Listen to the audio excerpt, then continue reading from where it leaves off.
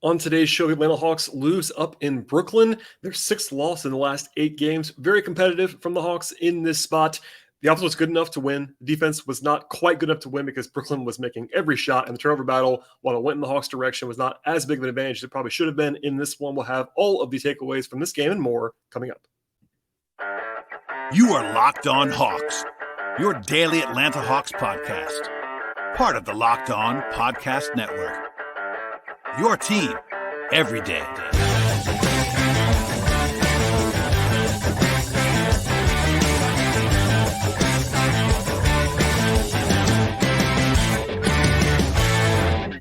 Hello, friends. Welcome to episode 1366 of the Locked On Hawks podcast. I am your host, Brad Rowland, coming to you on a Friday evening, December the 9th. Today's episode is brought to you by BetOnline. BetOnline has you covered this season with more props, odds, and lines than ever before. BetOnline is where the game starts, and I also want to encourage you to make us your first listen each and every day. Check out the Locked On Hawks podcast across platforms: Apple Podcasts, Spotify, Stitcher, Odyssey app, TuneIn Radio, Google Play, and of course on YouTube on the video side. And today's show will break down what became a close-fought loss for the Hawks up in Brooklyn, a final score of 120-116. It was a back-and-forth game a lot of the way. Definitely a high-scoring game despite some pace challenges at times for the Hawks. Second half was essentially dead even. These two teams tied in the second half at 52-52, but the Hawks were down for the majority of the game. They did lead a couple times late in this one, including by as many as 4 points, and really the offense was good enough to win in this spot for the most part for Atlanta. It wasn't perfect, as we'll get into in a second. But defensively, they had all kinds of issues with Kevin Durant and Kyrie Irving. As you might expect, those two guys are very, very good. And, of course, the Hawks still battling shorthanded right now without 3 starters in this game, including DeJounte Murray as the headliner absent. So we'll get into all of what transpired, but certainly not a bad loss for the Hawks necessarily. The Hawks have had some bad losses in the recent past, which kind of contributes to things. This is a lot of this is kind of why those losses matter even more when you're supposed to win, because this game, the Hawks were underdogs and pretty solid underdogs, ended up covering actually. But, this is winnable for Atlanta. It would have been nice to steal this one to cap the 2-game trip to New York. But with this loss, the Hawks are now back down to 500 on the season at 13-13. And we'll get into sort of all of what happened in this game, and of course the big picture stuff later on in the show. As for the pregame situation here for Atlanta, it was the first game against the Nets this season. Brooklyn certainly has some limitations. They're pretty small. They had a late scratch. Actually, Nick Claxton, their starting center, missed this game. And the Nets played very small the entire game. In fact, it was really only Day'Ron Sharpe that was playing at all as a true center. I think I only played like 5.5 minutes. So they basically played 5 out, or at least something close to 5 out with Ben Simmons, whatever that looks like with him for the entire game. The Hawks had 3 guys out, of course. It was Collins, it was Murray, and then DeAndre Hunter was questionable for this one coming in. He, of course, has been out for more than a week at this point with the hip flexor strain that he suffered in Orlando. But at least he got closer, I will say, in this game. We'll see how quickly he returns. He could play as early as Sunday against the Bulls. Trent Forrest returned to action for the Hawks in this game. Jamila Johnson was on the scene in Brooklyn and relayed that Nate McMillan said Bogdanovic is, quote, probably on a restriction for a few more games. Spoiler alert, Bogey played a lot of minutes in this game. We'll talk about that later on, but there was not an exact limitation. He did say after the game, Nate did, that Bogey went over that restriction, which is pretty obvious if you watch this game. But that was sort of the other update that was not about guys either playing or not playing, because the Hawks, again, down 3 starters. Obviously, that's a tough pill to swallow, even against a Nets team that has some flaws, but still. The Hawks were 7.5-point underdogs, according to our friends at BetOnline, in this game. That is a pretty lopsided margin. Generally speaking, teams are not that big an underdog without being a back-to-back or something like that, unless there are real injuries or unless one of the teams is very bad. And the Hawks are obviously not very bad. I know there's been some frustration recently, but the injuries are definitely the reason why the Hawks were such big underdogs in this game, and they were able, obviously, the right side on that prism in this one. They ended up starting Aaron Holiday at the 2 in this one, giving them a primary defender in Kyrie Irving. It was the same starting 5 that had happened in the second half on Wednesday. It was basically a revolving door on Kevin Durant. I will say Jalen Johnson did a better job in the second half for sure. We'll come back to that later on. But, lineup crafting was difficult in this game because the Hawks have some kind of not one-way players, but certainly one-way leaning players. Aaron Holiday was out there to basically guard Kyrie Irving because Trae Young can't really guard Kyrie Irving. So you kind of had to play around with that. And then with guys like Jarrett Culver and even Trent Forrest, you have to be mindful of having enough shooting on the floor. So some mixing and matching that had to happen from Nate throughout the game. Trae made his first three-pointer in this game. He had been 5 of 34 from 3 in the previous 5 games, but unfortunately he missed 6 of his last 7. 5 of his last 6 from 3 after that first make. So he's still even with the early make in this one, he is 7 of 41 from 3 in the last 6 contests. There was a couple of nice steals from AJ Griffin in the early going, forcing a timeout. By the way, the 12th straight game for AJ to have a steal. That is the active rookie mark. It's pretty impressive stuff there for him to be showing off his good hands. He didn't shoot the ball well in this game, as we'll come back to later on, but he had 2 steals and was active defensively. The Hawks were hilariously ignoring Ben Simmons on offense. Capella was playing, I mean, I'm not exaggerating, probably 10 feet off of Ben Simmons at different points in this game, and rightfully so. Ben Simmons can't shoot, and that's part of the deal with having Ben Simmons on the floor. Capella was smart and kind of playing off of him. On the other side, though, Kevin Durant was unconscious early on. He had 12 points on his first 7 shots. The Hawks had no answers at all. He helped to key a 15-5 run by the Nets to go up by 6 early on. There was a really ugly transition play where Trey kind of threw it away to Jalen Johnson on a lob pass. Capella missed a couple of layups in the first half, which are always sort of backfiring in some respects. Obviously, he's been shooting the ball very well recently, but still, it always hurts when he misses those bunnies around the rim. And some shakiness at the outset. Rotationally, it was Bogey and Trent Forrest coming in together. They basically had either Forrest or Holiday on the court at all times to guard Kyrie Irving. That was the right decision. Those were their 2 best options against Kyrie. And the Hawks fans were frustrated that Griffin came out of the game in the first quarter, but I think they were trying to avoid, and probably rightfully so, a lineup of Trey, Bogey, and Griffin at the same time with Kyrie on the court, because no one can guard Kyrie of those 3 guys. That's probably what I would imagine was the case there, but still kind of a weird timing thing for AJ to come out of the game at that point. It was Jarrett Culver as the backup 4. The Hawks played 10 guys in this game, although definitely there was a top 8 and then sort of a default 9 and 10 later on. The Hawks had a nice stretch, actually, after a timeout in the first quarter with 6 straight points. They were able to attack the basket quite a bit in this one. The Hawks ended up having like a 60-plus points in the paint. They were able to get where they wanted to without Brooklyn having a real big on the floor. But they made a mess of the final minute. Trey threw the ball away for a pick 6 and then another turnover on a moving screen play. Fortunately, the Hawks finally started doubling Kevin Durant at the very, very end and got a shot clock violation basically at the end of the quarter. But still, a 129 defensive rating in the first quarter. Durant had 18 points on 11 shots. Just not a whole lot going on there. And that was the start of Brooklyn shooting the ball at an obscene level in this game. They shot 73% from the field in the first quarter, which is just ludicrous stuff. But they were turning the ball over early and often throughout this game. Defensively, on offense, the Hawks actually scored 30 points in the first quarter and had a bad offensive performance because the pace was so high. They had a 103 offensive rating. That's actually quite bad, but with 30 points, people didn't quite notice that. Trey had 14 points on 11 shooting possessions.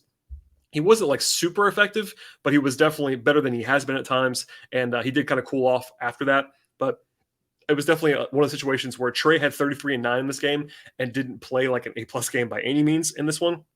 That he's capable of doing that even on nights where he doesn't really have it going at the highest level. In the second quarter, they went to Bogey and Griffin together, which is what I would basically always want to do right now with DeJounte out. I think whenever Trey's off the court, you kind of have to play Bogey and Griffin together a lot because the offense is just not going to be good enough otherwise. It was Justin Holiday as the 10th guy in this game. The Hawks went zone with that unit kind of smartly, I thought. They basically wanted to kind of just play it off and play a little bit slower with Trey off the floor. They got down by 12 early in the quarter. That was their largest deficit at that point in the game. And then Bogey got going in a big way. He had back-to-back threes. The second one was wide open, to be fair, but he was very, very hot in this one. And kind of funny because Bogey, previous to those threes, had missed 11 straight three-pointers, including 10 in a row on Wednesday, but he obviously got off the schneid in a big way in this one. He shot the heck out of the ball throughout. Trent Forrest had 5 points in a row, a couple nice straight line drives for Trent in that stretch. Kyrie got going, though, on the other side. He had 8 points in a row for Brooklyn, and Capella had his second bad miss of the first half. He had a nice block, though, moments later on defense, kind of at the rim, and then held up actually once on a switch against Durant, which is pretty impressive. Bogey had a nice crafty left-handed drive that was nice. And the Hawks had a pretty big run late in the first half, a 17-5 overall push by the Hawks. Trey had a 7-point stretch in a row when he had two step-back jump shots and then also a layup to tie the game after coming all the way back from down by 12. It was definitely a roller coaster in this one, both halves, really. Lots of runs, and not huge ones, but certainly notable ones on both sides. And the Hawks were down by 4 at the break, which was probably positive after being down by 12 multiple times in the first half. Unfortunately, the Hawks shot the ball incredibly well in the first half and were still losing. In fact, it was one of their best shooting halves of the entire season. They were, in the second quarter alone, 64% from the floor and 4 of 8 from 3. They shot 56% in the entire half, like a 65% EFG in the first half. Pretty crazy stuff. They got to the middle of the defense at will. Unfortunately, the Nets just shot the ball even better than the Hawks did, which definitely kind of counteracted all of it. Turnovers were a problem, as they were the entire game. But Trey had 22 at the half, and Bogey had 13. And by the way, Bogey played 16 consecutive minutes in the first half while on a restriction. That I don't understand whatsoever. I'm sure the training staff is probably not thrilled with that either. But anyway, I will say that Griffin was at the table for a while during that, so it wasn't like all planned, but certainly it was like 14 minutes without a stoppage or anybody going to the table for Bogey at that point. But after the awful shooting from Trey, Bogey, and Griffin on Wednesday, the three of them combined to shoot 6 of 11 from three in the first half. The numbers got worse in the second half because AJ had a shaky night, and so did Trey from three, but at least they made more shots because, as we talked about Wednesday night on the podcast, it would be very hard for this Hawks team, especially with their current setup with their roster without Murray and Hunter and Collins, for them to win games without any of their three shooters making shots, as was what happened on Wednesday. And at least in this one, Bogey was red hot, gave him a chance to win. Defensively, it was obviously pretty rough, and we'll come back to that later on in the podcast for more extensive breakdowns on that front. All right, a lot more to get to on this game. Lots of stuff to talk about in the second half, as well as some takeaways, big picture stuff, and more. But first, a word from our sponsors on the show today. Today's show is brought to you by MasterClass, and with MasterClass, you can learn from the world's best minds anytime, anywhere, and at your own pace. You can learn about songwriting from John Legend, or about business strategy from Bob Iger, or even about cooking from Gordon Ramsay. With over 180 classes from a range of world-class instructors, that thing you've been always wanting to do is closer than you might think. On the basketball side, they have Steph Curry teaching shooting and ball handling, while Gino Auriemma brings insight on leading and teaching a team. I've also checked out the poker classes in the past with Daniel Negreanu and Phil Ivey, and I was blown away by the quality and depth of those offerings. And MasterClass has cinnamon quality classes that give you unparalleled access, and with Sessions, a new product from MasterClass, you can find a deeper dive into the lessons over a fixed amount of time.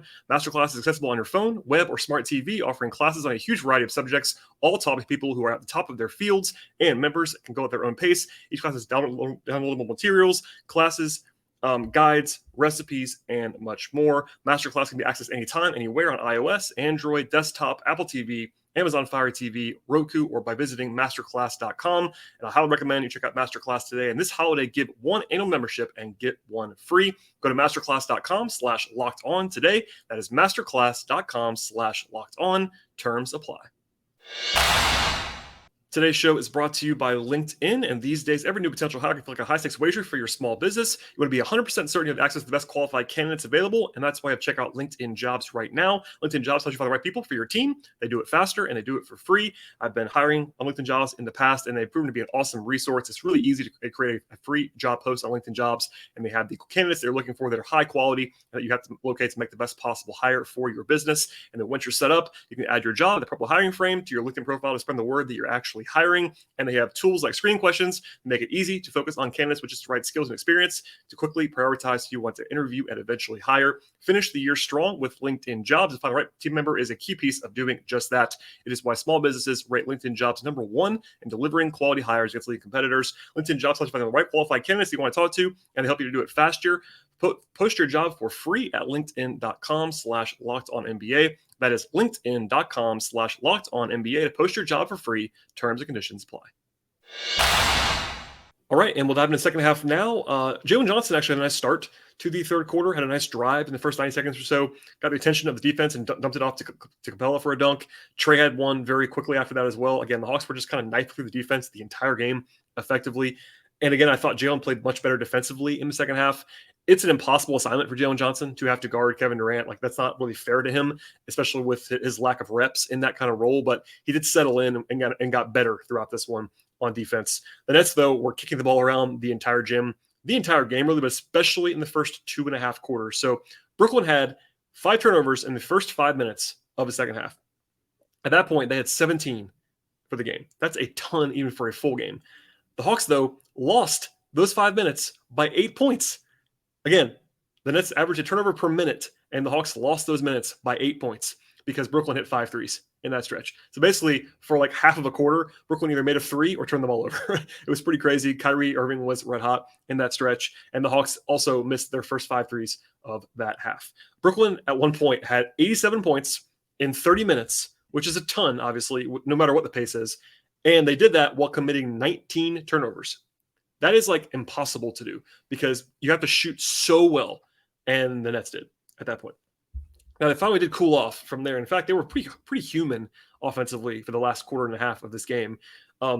They only 2 points in like a 4-minute stretch in the third quarter, and the Hawks come back within 5. That was good to see. They played a much shorter rotation in the third. In fact, they only played 8 guys the entire quarter. Jalen Johnson played the entire third quarter, which was definitely a notable change. I'm not sure he's ever played a full quarter of competitive basketball in terms of like non-garbage time, but I think it was because he was better, and also because Nate was kind of rewarding him for playing better. I think part of that too. He was much more engaged and active defensively, in particular, more aggressive, and kind of got getting up into Durant, using his size to his advantage, making him drive. And also the Hawks played Capella longer than usual to start the quarter, about 10 minutes or so, where they went to Okongwu, and then he actually sat for what I thought was too long in the fourth quarter. Anyway, a kind of a weird quarter overall. They've kind of lots of stops and starts. Only lost it by 2 points, despite Brooklyn hitting 6 threes in the quarter, but much more of a defensive quarter, like more of a slugfest by the numbers across the board, and the Nets were turning the ball over at a high level. The Hawks had 29 points off turnovers through 3 quarters. Bogey had 5 threes by the end of the third quarter, and Trey had 29 at the end of the third. Only ended up with 33, so a quiet fourth for Trey, but still pretty fast-paced game.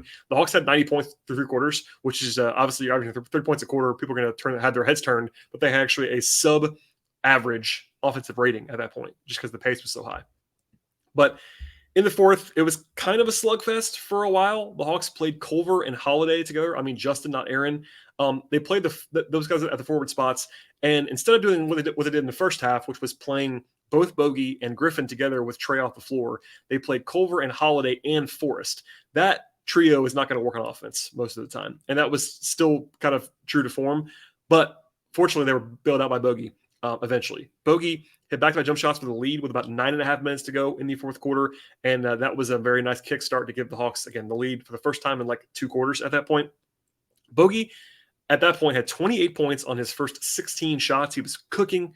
He was getting to the rim. He was getting off 3-pointers. He was playing with a lot of verve, like they got from 2 years ago, and definitely giving him a huge lift. The Hawks called a timeout mid-quarter, up by 2 points, and then that brought Durant and Trey back into the game for what I would sort of referred to as crunch time, the last 6.5, 7 minutes or so. They actually stayed with Forrest the entire way, because when Bogey kind of hit his limit and ended up coming back in the game, but no matter what, it was Forrest, because even when they had Bogey on the court, they wanted someone to guard Kyrie, and that became Forrest over Aaron Holiday. They actually won the non-Trey minutes in the fourth quarter, 13-5, and that was also with Katie off the floor as well, to be fair to Trey. But the Hawks were up by 4 multiple times down the stretch. The Nets did have little spurts. Bogey did exceed his limit coming back in. They went with Capella, I thought, probably a couple minutes too late, which was unfortunate. Jalen missed an open 3 for the lead, but the Hawks got a couple stops, traded a 19-footer to go up by 1 point, and the Nets had a great possession actually after that. It was like a beautiful ball movement possession, like an old school, like 2015 Hawks play, just like a lot of passing into a Kevin Durant 3. Trey then took a pretty bad shot, and suddenly the Hawks were down by 6 points. They were back in this game, though, because at that point, I would have told you the Hawks were fighting an uphill battle, down by 6 with like 3 minutes to go. But they were alive. Katie missed a shot. They kind of ran down their throats. Trey threw a nice lob off the backboard to Clint for a dunk. That was nice to see. And then a big swing in the game actually was Capella getting called for a 3-shot foul on Seth Curry with 1:46 to go. And honestly, even if this was not a easy call, no matter what, it was a play you have to challenge as McMillan. And he did, which was a credit to him. I wasn't sure if it was going to get overturned in real time, but no matter what, you have the challenge there. It's a 3-shot foul. It's the highest leverage play basically imaginable. He challenged it. He wins it. And by the way, also with Curry being the shooter, it's almost an auto 3 points. So that was a huge play. Ends up being a jump ball. The Hawks win. So it could have been like a 5-point swing on that challenge. They won it. Unfortunately, Trey tried to kind of force one, turn it over, and then what I thought was the biggest shot of the game was Kevin Durant hitting a 3 to go from up by 2 to up by 5 in the final minute and a half or so. Trey did score quickly back to get back within 3, and it was not over because Durant missed the shot, but it was a super long rebound off that play. That was a big swing as well in Brooklyn's favor. It bounced to Kyrie. I thought it was unlucky on the live play. If you watch it back, I'm not picking on Jalen too much, but Jalen took a really bad angle and crashed really hard on a long jump shot. The ball went over his head, and the Nets gathered it. They missed again after that, but it was actually just a great tap back by the Nets, kind of just one of those big swings, and they just kind of a nice bounce for Brooklyn. And basically that becomes a 5-point game at that point. The Hawks did have their one ray of hope late. Bogdanovic knocks down a 3 with 7 seconds to go. And when you're down by 5, you have to have a 3, no matter what anybody says. Has to be a 3. He takes it, he makes it, and that gives them a chance, but they ended up not being able to deny Durant on the inbounds pass, and KD makes both, and that's the end of the game. So, look, this is a close game. It never got out of like a 6-point window for the final, I don't know, maybe entire fourth quarter or something close to that. I think maybe like the last 10 minutes, the game was never more than 5 or 6 in either direction. So it was definitely back and forth the entire game, and the Hawks were just not got quite able to get over the hump in the fourth quarter. As for the overall like numbers and observations in this one, the Hawks offensively were good enough to win, but they weren't fantastic, basically because of the turnovers. So we'll start there. The Hawks had 17 turnovers in the game. Now they won the turnover battle, so that's important to point out. It wasn't like they got blown out there. It wasn't like the Raptors game where they could not stop kicking the ball around. But the Hawks are, top 2 or 3 in the league in turnovers this year. They average about 13 a game. 17 is not egregious by any means, but that is not a number that you love. And Trey had 8 of those. Those were definitely big. And also, the Hawks cooled off from 3. So they shot well in the first half. They were 6 of 14. The second half, they were 4 of 15. So they were only 10 of 29 for the game. That is not terrible. It's better than they were famously when they were 6 of 36 on Wednesday. But the Hawks in their last 16 games now are something like 31% from 3. That's really not going to get it done most of the time. On 2s, 57%. Good number there. Also did a good job on the glass. Free throw attempts not huge there, but basically the Hawks did shoot it well on the whole, even with 3-point shooting. When you factor in the free throw shooting and the 2-point shooting, it was pretty solid. They just didn't have a ton else going on because of the below average ball security. We'll come back to the players in a second. Defensively, kind of the same story in a lot of ways. They were not good by the numbers, but also explainable if you want to get into that. Basically, they had a 118 defensive rating, and you're not going to win a lot when that is the number that you are attached to. But when you throw in the context of the roster they had and the opponent they had at home, and the fact that KD and Kyrie and the Nets, when they are healthy and when they are firing, are a top 3 offense in the league, you would expect. This is their full team. They're playing 5 out the entire game. There are very few teams that can score like Brooklyn can when they have it going. So on one hand, they shot the heck out of the ball, which is at least partly the Hawks' fault, especially early on. I thought they got a little bit loose defensively with some closeouts.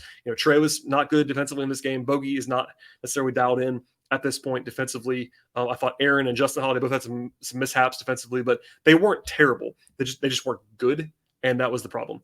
And again, the Nets just shot the heck out of the ball the entire game. Just for the numbers, by the way, they cooled off in the second half and still shot 45% from 3 in the game. That's 45% from 3.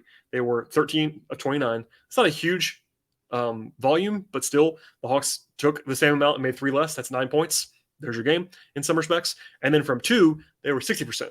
So while the Hawks shot the ball very well by any standard in this game, the Nets were just better across the board. Brooklyn had 30 assists as well. They were moving the ball very well. And it's pretty crazy, but the Nets end up winning this one on offense, basically, while still having 21 turnovers in the game. Now, that's a comical number, but considering they had 19 turnovers in the first 30 minutes, Brooklyn did a good job the rest of the game taking care of the ball. In fact, the Hawks had more turnovers than the Nets did for the final 15, 16 minutes of the game. So only one in the fourth quarter. And the Hawks did have, I think, might have been a season high in points off turnovers in this game with 29. That just wasn't quite enough to fuel what became a narrow loss. And look, there were opportunities to win this game for sure. Execution stuff, I think Nate touched on it after the game as well.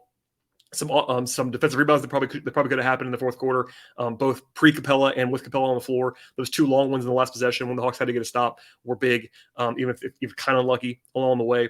And the offense just wasn't perfect. If not for Bogey going supernova, the Hawks would have had some pretty rough numbers in this game, even with guys having better nights. We'll get into it in a second with the individual play. But, people are not going to love to hear this, especially on the 6th loss in 8 games. But if you just attack this game on its own, this is a pretty feisty performance from the Hawks. I think that obviously you cannot just ignore the rest of the context. And obviously they've lost 6 of the last 8 games, and no one's thrilled by that. But this game in particular, the Hawks played a B+ game. They just happened to lose to a team that on paper is better than them. This Nets team at relatively full strength is better than the Hawks without 3 starters. That's just, and the game was in Brooklyn. So that kind of just tells you the story here. The Hawks did, I think, mostly on account of Bogey going ballistic and some other guys playing pretty well, were able to be in the game the entire way. But losing by 4 to this Nets team in this situation is I don't want to say it's great, but it's totally fine. It is what it is. Okay, now we'll have some individual player breakdowns in a moment, but first, a word from our sponsors on the show today. Today's show is brought to you by BetOnline, and December is now in full swing, of course. The NBA season is rocking and rolling. Plenty of football, hockey, and other action, including the World Cup happening right now. BetOnline is the number one source for all of your wagering information, the stats, news, and analysis they're looking for this season. You get the latest odds and trends for every pro and college league out there, BetOnline. That includes, of course, the latest in football and basketball and soccer and esports, golf, tennis, auto racing, horse racing, entertainment bets, and much more. BetOnline has very useful information looking and trying to gauge the latest on the Hawks as well, from nightly game odds and totals to how the futures market looks on the team side with title odds and conference odds, division odds, etc., plus individual award stuff if you like that sort of thing. And BetOnline is the fastest and easiest way to get your sports betting fix. If you love sports podcasts, they also have those at BetOnline as well for you to check out. And BetOnline is the best place to go right now for sports wagering information. It's everything you want in the sports wagering space. And check it out right now on your mobile device or your computer to learn more about all the trends and the action in the sports world. BetOnline, where the game starts. Okay, and the individual players are now. So 10 players appeared for the Hawks in this game. 2 guys played less than the rest, and that was for good reason. Jarrett Culver and Justin Holiday both played about 10, 11 minutes in this one. Justin didn't have a great game, I didn't think. Beyond just not scoring, only took 1 shot from 3, missed it. 1 rebound, 1 block, had a couple defensive mishaps in this game, which he just can't have for his execution. When they had him in there, they're playing more zone, and I get that. He's more like used to playing that kind of defense, but it was a below-average game for Justin, I thought. Culver, it's kind of the same story. I know it's been a nice story, actually, positively for the last couple of weeks for Jarrett Culver, but on offense, it is just very easy to defend the Hawks when he's out there because he just does not have to be guarded really at all. To get to the line for 2 free throws, had 4 rebounds and 4 points in 10 minutes, but he was just okay. And then defensively, he had a couple of rough ones against KD, as a lot of people do, but it wasn't like it was a great option against KD either. And again, like the Hawks just had no answers for KD. That would have been Hunter, obviously, but given that they had to play the entire game basically with Jalen Johnson or Jarrett Culver or zone on KD, like what are you going to do? There's not a whole lot you can do there. As for the rest of the guys, Okongwu played 19 minutes, 6 points, 7 rebounds. He was on the floor for the big push in the second half. He had 3 fouls in the first half and did not foul in the second half, which is positive for Okongwu. But, I thought he was okay. Wasn't like he was fantastic. He had 1 nice finish around the rim that I definitely took note of. But 6.7 rebounds, had a steal. He was active. I almost wanted to see him play on Durant a little bit more, just to use his size and acumen. But they didn't really try that a ton in the second half of this game. Trent Forrest, I thought, played very well. He was -6 because he was playing with the starters some, but that was not because of him. I thought he played like really good basketball. 11 points, 3 assists, 2 steals, 2 rebounds. He moves the ball well. Only 1 turnover. Actually got 7 shots out of 5-7. Good craft around the rim. Forrest earned the closing minutes. They closed with him basically over AJ Griffin down the stretch. Now, part of that is matchup driven because they had to have him guard Kyrie, but Nate trusted Forrest more than Aaron Holiday down the stretch, which I thought was the right decision, but also just a notable one. Just to kind of have him go out and do that, and I think he's earned more time even when everybody's healthy with this run. And he hadn't played in a week either after concussion, and played very well in this game. And then Bogey. So Bogey was fantastic. That's kind of the simplest way to put it. 31 points on 18 shots, and that's just electric. Obviously, the shooting is the headliner there. He was 7-9 from 3. And when Bogey has it going, there are a few guys who are reaching his level of, just fire, basically, when he's got it going. My prime example always that I will say, if people listen to this podcast for a long time, they'll probably know what I'm about to say. But 2 years ago, during the playoff run and all that to the conference finals, the second half of the season, Bogey shot 49% from 3 on like a real sample size, like taking a ton of shots. And the way that I would describe it is that he was basically the second best shooter in the world for 3 months behind Steph. That's how good he was. And I'm not saying you expect that from Bogey, but when he has it going, he is basically unguardable, and he'll fire at will. And he's aggressive, and he was hunting shots, and it was great to see all of that. The Hawks are just different with him on the floor. Even the other night when he wasn't making anything, he was 0-10 from 3 on Wednesday. He still helps the offense because he greases the wheels. And I think I've been saying it since the summer, especially when we kind of found out that, Herter wasn't going to be back and all that stuff. And like this team was always in dire need of Bogey. And this year, it's been pretty obvious that was the case. Just shooting wise, even with AJ taking a bigger role, they still need Bogey. And his shooting is really impressive, even inside the arc in this game. He's 5-9 from 2. He was crafty around the rim, a couple nice finishes. He's able to kind of get to the rim more than you would think. Defensively, he's got a long way to go still. I think the knee and conditioning, all that stuff, but He definitely played more minutes than he probably should have in this game, but he played great, and he was probably the number one reason why the Hawks were still in this game down the stretch. To the starters, a couple guys were quieter than others. Aaron Holiday was the quietest, 19 minutes, I should say, had 3 steals, 4 points, did okay on Kyrie at times, but he was I thought was probably below average for the most part, and I think it was right to go with Forrest over Aaron down the stretch. AJ Griffin had a rough one by his standards. He had 10 points on 12 shooting possessions, 1 of 5 from 3, was 3 of 6 from 2 in this one, had 2 steals, very active there, 3 turnovers, 2 assists, 2 rebounds. It just been a little bit shaky in recent days, which is like, again, that's okay. He was not always going to be able to shoot as hot as he was early on, especially from 2-point range. Like, he was just making everything for about 3 weeks, even on floaters. In the last 3 games, he was 4-15 against Oklahoma City, 3 of 13 against New York, and 4 of 11 tonight. And from 3, he has 3 games in a row now, making a third of his threes or less. Like, he was just due for that. I don't worry really at all about AJ, but after the way he shot the ball early on, it was inevitable he was going to cool off a little bit, and he's obviously in a bbigger role. But he was minus 13, and we'll leave it there for now. Jalen Johnson, again, I don't think he played well, but he was much better in the second half. He got into Durant a little bit more. He was more aggressive. He is very long, and I think it's kind of interesting to note how much better he is when he's just like letting his physicality shine. If you're going to ask him to be a positional defender, he's not quite there yet. But he's just out there being a guy and being aggressive and being long and being athletic. He's better in that role. Did have 4 fouls. The shooting is tough. He was 0-5 from 3, and it's one of those games where it's crazy. If you look at this, Bogey was 7 of 9 from 3. The rest of the team was 3 of 20 from 3, and Jalen being 0-5 is tough. The combination of basically all the supporting pieces, so not AJ, not Trey, Jalen, Aaron, and Justin Holiday combined to go 0 of 8 from 3. That's tough, especially when you throw in Trey going 2 of 7 and AJ going 1 of 5. That's kind of par for the course for this Hawks team this year. They have one guy hot and nobody else hot alongside him. But yeah, I thought Jalen was not good, but not bad, and it got better. And it's just a reminder that it would be nice if he was if he was a year or two more advanced right now. It would be very helpful to this Hawks team. But he's still pretty green. He's kind of a rookie in the way that he's playing still right now after not playing much at all last year. And to his credit and to his defense, having him guard Kevin Durant as the primary assignment is just very tough. And that's not on Jalen. That's because of all the injuries and just the lack of personnel. And he did a credible job for a lot of this game, especially after the first quarter. He settled in and was better. Capella was really good, I thought, as usual, 15 points, 11 rebounds. He did have 2 pretty bad misses in the first half, but then from there it was really good around the rim. Ended up 6 of 11 from the floor, which is still totally fine. During the game, I looked this up. He's actually number 6 in the league in field goal percentage coming into the game. So for all the misses that people hate, he's still been quite efficient this year. Actually, was 3-4 at the line in this game as well. 11 rebounds, had a steal, had a block. He was their best center again. Tough matchup for him in some ways because of Brooklyn not playing big at all, really, in this one. But I thought Clint did a good job in space. And then we'll end with Trey. And it was a mixed bag from Trey. Like, on one hand, it was good to see him be aggressive, and he got wherever he wanted to get in this game from 2-point range. He ended up being 10 of 18 on 2s, which is totally good for a guy his size, plus 7-7 at the free throw line. He was in control of that, and I think definitely playing with more juice off the bounce than he had been.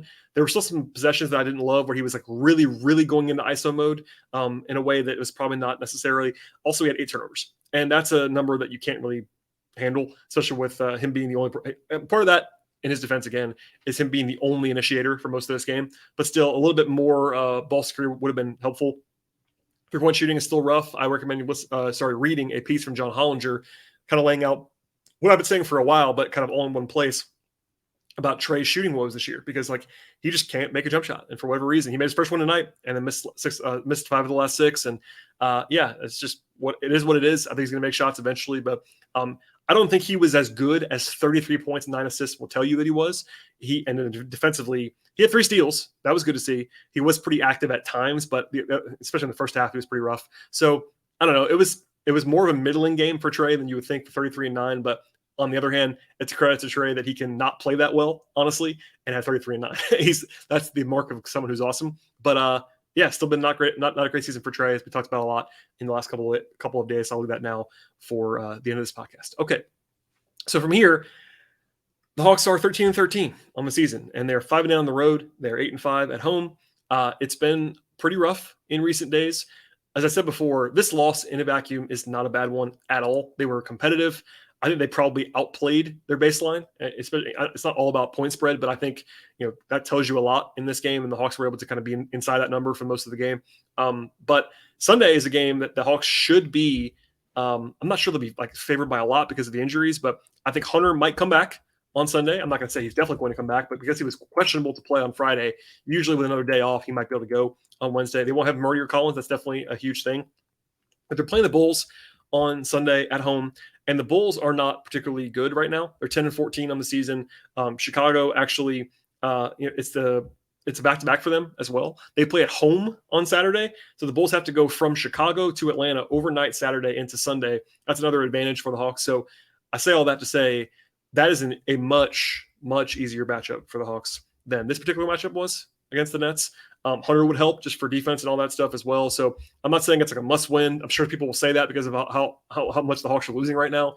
But that's one that you definitely want to get if you are the Hawks, because after that, they have to go to Memphis on Monday night on a back-to-back. Memphis is playing very well, and that is a tough game. So if you lose both, suddenly you've lost 8 of 10, and that is not what anybody wants, especially Nate McMillan, and his job security will be probably coming up as a louder conversation if they were to lose the next 2 games. That's not really fair to him considering the lack of personnel, but that's just kind of the breaks that happen around the league. And I know it was reported, I talked about this a lot last week and over the course of this week, that he is safe. That was reported by The Athletic. But if you go out and lose 8 of 10, the door starts to open on that front as well. So I don't want to place too much emphasis on those games on Sunday and Monday, but certainly a big one on Sunday against a Bulls team that the Hawks can beat for sure if they're able to play well in that spot.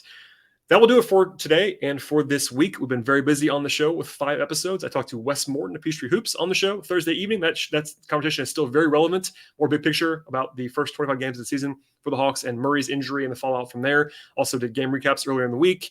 Tyler Jones has been on the podcast in recent days. I've been very, very busy on the show, and I definitely encourage you to subscribe to this podcast across platforms: Apple, Spotify, Stitcher, Odyssey, all those places, Google Play, TuneIn Radio, and of course on YouTube. If you are trying to support the podcast in the biggest possible way, I would tell you to subscribe and auto download and click around on multiple platforms.